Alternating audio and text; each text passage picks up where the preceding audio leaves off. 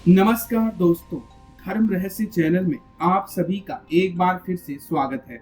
आज हम लोग गुप्त नवरात्रि के अवसर पर जब भी हम कोई तांत्रिक साधना करते हैं उस वक्त हमें हमेशा भय लगा रहता है कि इन तांत्रिक साधनाओं की वजह से हमारे जीवन में कोई संकट तो नहीं आ जाएगा। ऐसे वक्त में हम भैरव जी के एक विशेष स्तोत्र को अगर पढ़ते हैं तो फिर हर प्रकार के भय की समाप्ति हो जाती है, हर प्रकार से हमें सुरक्षा मिलती है। इसे हम श्री भैरव तांडव स्तोत्र कहते हैं। इसमें भूत प्रेत पिशाच यक्ष गंधर्व सभी नतमस्तक होकर खड़े हो जाते हैं और उस साधक का कुछ भी बाल बाका नहीं होता है। तांत्रिक साधनाओं में और विशेष रूप से गुप्त नवरात्रि में की जाने वाली साधनाओं के लिए भैरव जी का यह स्तोत्र बहुत प्रभावशाली है। अपनी साधना से पहले अगर आप इसका पाठ करके या फिर इस स्तोत्र को सुनकर भी अपनी साधना में बैठेंगे तो आपको लाभ प्राप्त होता है। भैरव जी से आपकी हर प्रकार से सुरक्षा होती है। भैरव जी हर प्रकार से आपको रक्षा देते हैं।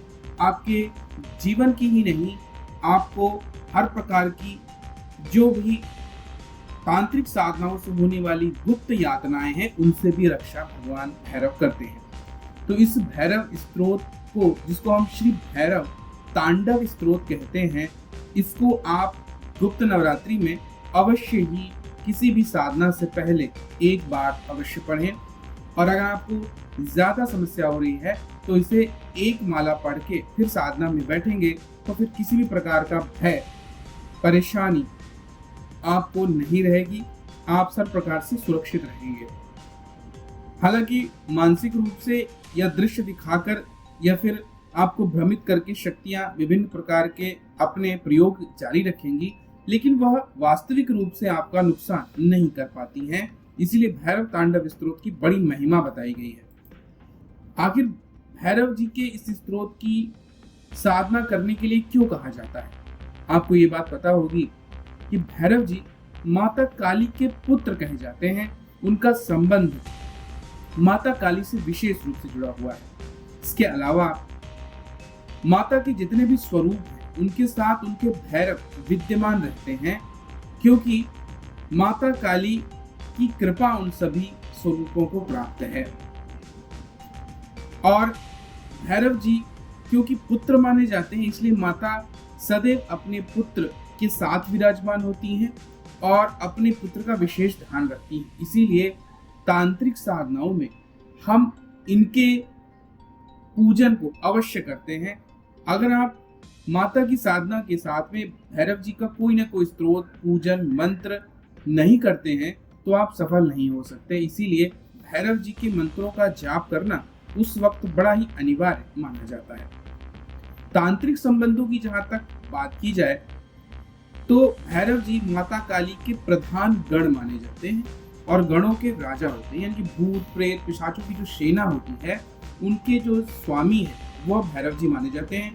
और वह सारी सेना माता काली के साथ युद्ध में चलती है, इसीलिए भैरव जी भी उनके साथ विद्यमान होते हैं और इससे तांत्रिक संबंध माना जाता है। इसके अलावा माता की जो 64 योगिनियां हैं उनका और भैरव जी का विशेष आपसी संबंध है।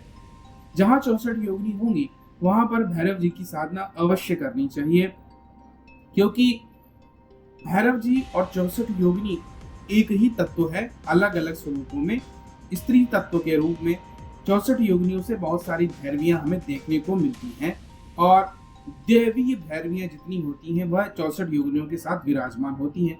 इसीलिए भैरव जी विभिन्न रूप स्वरूपों में वहां पर विद्यमान रहते हैं। इसके अलावा महाभारत पुराणों में भी वर्णन आता है कि भगवान शिव ने अपने रौद्र रूप भैरव को काली माता की सुरक्षा और उनके कार्यों की सिद्धि के लिए उत्पन्न किया जाता है। इसीलिए भैरव जी को काली माता का पुत्र भी कहा जाता है। और जितने भी शक्तिपीठ हैं वहां पर भैरव जी शक्तिपीठों की रक्षा के लिए उपस्थित रहते हैं और वहां पर उनका पूजन अवश्य ही करना चाहिए।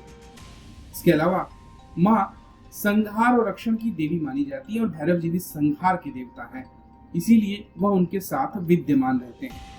शक्ति का यह स्वरूप विभिन्न प्रकार से उनके साथ विद्यमान रहता है। भैरव जी की साधना करने से व्यक्ति के अंदर भय की समाप्ति हो जाती है और उनके लिए देवी तत्वों का द्वार खुल जाता है। इसलिए भैरव जी की भी उपासना इसीलिए देवी साधनाओं में अवश्य ही करनी चाहिए। इसके अलावा आपको पता ही है, माता तारा स्वरूप में भगवान शिव जब बालक बन जाते हैं और भैरव स्वरूप धारण करते हैं, बटुक भैरव हो जाते हैं, तब स्वयं उन्हें वह अपना दूध पिलाती हैं। इसी कारण से माता और पुत्र का संबंध बन जाता है। वैसे तो भैरव जी और भगवान शिव में अंतर नहीं है, केवल उद्देश्य का संबंध मात्र है। इसीलिए भैरव जी की साधना का अर्थ यही होता है कि हम भगवान शिव की ही आराधना कर रहे हैं। अब मैं बात करता हूँ आपको कि इनकी साधना में क्या क्या आपको करना चाहिए, क्या क्या आवश्यक है। वैसे अगर आप केवल इनके इस स्त्रोत का पाठ करते हैं और इसकी सिद्धि करना चाहते हैं तो रोजाना एक माला मंत्र जाप करना चाहिए 41 दिन तक। फिर इस स्त्रोत की सिद्धि हो जाती है और फिर कठिन से कठिन साधना में भी आप बैठ सकते हैं, कुछ भी आपको रत्ती भर भी नुकसान नहीं होता है। कुछ आवश्यक बातें और सामग्रियों इत्यादि के बारे में भी बात कर लेते हैं। अगर भैरव जी की साधना आप करते हैं तो भैरव जी की प्रतिमा होनी चाहिए काले रंग की, या फिर उनकी तस्वीर होनी चाहिए। आप जब साधना करेंगे तो आपके वस्त्र और आसन दोनों ही काले रंग का होना चाहिए, अर्थात काले रंग का ऊनी आसन और काले रंग के आपके वस्त्र होने चाहिए। फूलों में आप लाल रंग के फूल अर्पित कर सकते हैं। हवन काले तिलों से करना चाहिए। इसके अलावा नींबू काटकर भी चढ़ा सकते हैं विशेष कामों के लिए। काले धागे का इस्तेमाल कीजिए कलाई में बांधने के लिए। धूप, दीपक, अगरबत्ती इत्यादि सारी चीजें आपके पास हो। काले रंग के चावल भैरव जी को अर्पित कीजिए। भोग में वैसे तो उड़द दाल के बड़े अर्पित करने चाहिए सात्विक भोग के रूप में, लेकिन अगर आप तामसिक या राजसी साधना करते हैं तो शराब, मांस, मदिरा, मछली, अंडा इत्यादि अर्पित कर सकते हैं। किंतु सात्विक साधना में आपको उड़द जो दाल है उसके बने हुए बड़े अर्पित करने चाहिए भैरव जी को। इसके अलावा काले तिल के लड्डू आप अर्पित कर सकते हैं। और जो भी काली चीज होती है जैसे कि चॉकलेटी मिठाई होती है वो आप अर्पित कर सकते हैं। तो जो भी चीजें काली हैं, क्योंकि काला स्वरूप भैरव जी का माना जाता है, माता काली से संबंध भी है, इसीलिए कोई भी चीज आप जो काली है उसका इस्तेमाल भैरव जी की पूजा में कर सकते हैं। आप सबसे पहले स्नान इत्यादि करके शुद्ध वस्त्र धारण कीजिए। साधना स्थल को पहले शुद्ध साफ कर लीजिए और फिर काले कपड़े को बिछा लीजिए। ये आसन होता है और आप एक बाजोट के ऊपर अगर काले रंग का कपड़ा बिछा कर उसके ऊपर भैरव जी की प्रतिमा अथवा फोटो अथवा उनका यंत्र स्थापित कर सकते हैं। उनके आगे आप तिल के तेल का दीपक जलाइए या सरसों के तेल का दीपक जलाइए और फिर अगरबत्ती इत्यादि जलाइए। धूप, दीप इत्यादि से आप पूजन कर सकते हैं। भोग में मैंने जैसे आपको बताया, भोग अर्पण में सात्विक, राजसी, तामसी तीनों दिया जाता है। तो जैसी आपकी साधना है उसी के अनुरूप आपको भोग देना होता है। विशेष अनुष्ठानों में काले तिल, नींबू, काले चावल भैरव जी को अर्पित किए जाते हैं और अपनी सुरक्षा के लिए काला धागा अपने शरीर में बांधा जाता है रक्षा कवच के रूप में। आप हाथीली में बांध सकते हैं या फिर आप काले रंग का धागा में रुद्राक्ष को लपेटकर रुद्राक्ष को धारण कर सकते हैं, वो आपको फायदा देगा।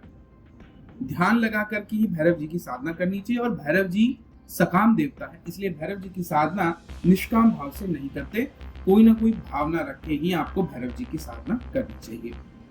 साधना के अंत में आप कुत्तों को, अगर काले रंग के कुत्ते हैं उनको अवश्य ही भोग अर्पण कीजिए और आरती इत्यादि करके आप समापन कर सकते हैं। साधना हमेशा भैरव जी की रात में करने की कोशिश करें। शुद्धता और एकाग्रता का ध्यान रखें। पूर्ण ब्रह्मचर्य का पालन करें। काले वस्त्र धारण करें और भैरव जी को जो जो चीजें पसंद है उन सभी चीजों का आप इस्तेमाल इसमें कीजिए। हाँ, एक महत्वपूर्ण अवश्य बात है कि भैरव जी की साधना अगर आप करते हैं तब भी देवी माँ की और भगवान शिव की आराधना अवश्य थोड़ी सी करनी चाहिए। और अगर माता या भगवान शिव की साधना करते हैं तब भी भैरव जी की विशेष साधना करने से लाभ अवश्य होता है। तो मैं आप लोगों के लिए आज जो मैं साधना लेके आया हूँ ये भैरव जी के विशेष स्तोत्र की है। इस स्तोत्र का पाठ करने से अद्भुत लाभ होते हैं, समस्त प्रकार की तांत्रिक क्रियाएं नष्ट होती हैं। भैरव जी रक्षा के लिए अदृश्य रूप में सदैव विद्यमान रहते हैं। साक्षात सिद्धि होने पर आप भोग के रूप में जो भी चीज आप अर्पित करते हैं, सात्विक, राजसी या तामसी, उसको देने के बाद भैरव जी आपका कार्य तुरंत कर डालते हैं, क्योंकि भैरव जी को बहुत ही दिव्य देवता माना जाता है। सभी धर्मों में, जैन, बौद्ध, हिंदू, सभी जगह इनकी पूजा की जाती है। इसी से आप अनुमान लगा सकते हैं कि इनकी सामर्थ्य, ये शक्ति कितनी ज्यादा है। इसीलिए भैरव जी को अति दिव्य देवता के रूप में जाना जाता है और कलयुग के प्रत्यक्ष देवता के रूप में ये जाने भी जाते हैं। तो इसीलिए मैं आपको यहाँ पर यह कह रहा हूँ कि आप इस स्तोत्र का अवश्य पाठ करें। अगर तांत्रिक साधनाएं करते हैं और आपको लगता है कि आपको उस साधना में भय है, आपकी रक्षा के लिए कौन खड़ा है, रक्षा के लिए कौन सी शक्ति आपके साथ रहेगी, विद्यमान रहेगी, उसके लिए इस स्तोत्र का अवश्य पाठ कीजिए। भजन के रूप में मैंने इस स्तोत्र को बना दिया है। इस स्तोत्र को अवश्य सुने और धारण करें, कल्याण को प्राप्त करें। आप सभी का दिन मंगलमय हो। जय मां पराशक्ति। श्री गणेशाय नमः। श्री उमामहेश्वराभ्यां नमः।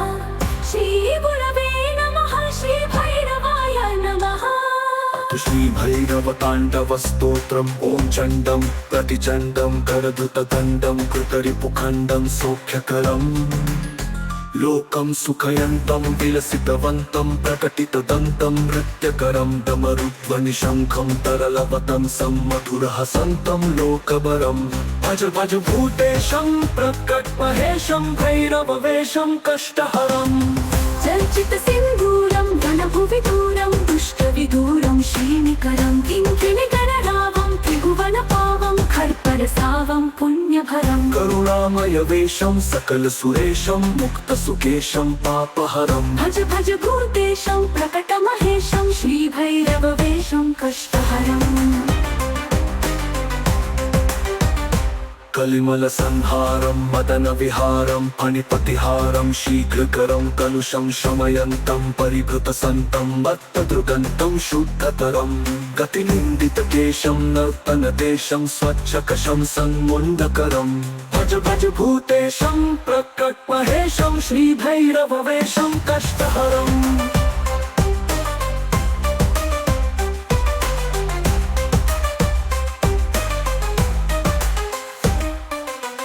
कठिनस्तन कुंभं सुकृतं सुलभं कालीडिम्बं खड्गधरं मृतभूत पिशाचं स्फुट मृदुवाचं स्निग्धसुकाचं भक्तभरं धनुभाजित शेषं विलमसुदेशं कष्टसुरेशं प्रीतिनरं भज भूतेशं प्रकटमहेशं श्रीभैरववेशं कष्टहरम्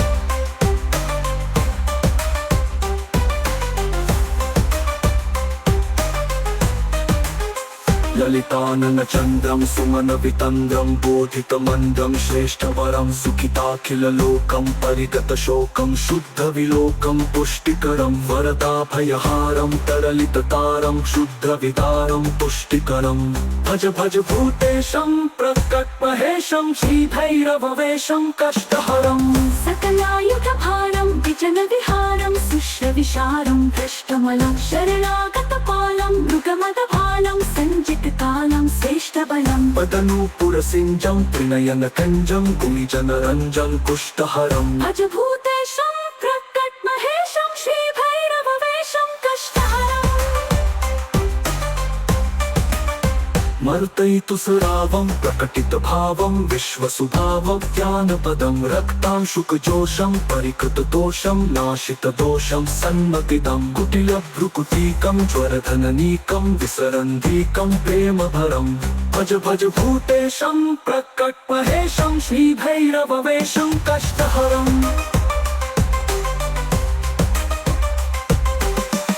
परिनिर्जित कामं विलसित वामं योगी जनाभं योगेशं बहुमद्यपनाथं गीतसुगाथं कष्टसुनाथं वीरेशं कलयन्तं शेषं भृतजनदेशं नृत्यसुरेशं वीरेशं भज भूतेशं प्रकटमहेशं श्रीभैरववेशं कष्टहरम्